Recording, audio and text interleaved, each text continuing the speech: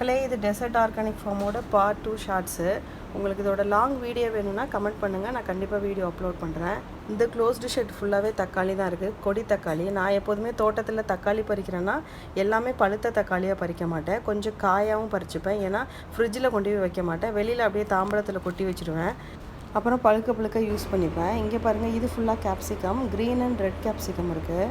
முருங்கை மரம், எலுமிச்சை மரம் நிறையா இருக்குது. முருங்கை மரத்தில் எவ்வளோ காய்கள் இருக்குது பாருங்கள். இது ஃபுல்லாக வெங்காயம் இப்போ தான் குட்டி செடியாக இருக்குது.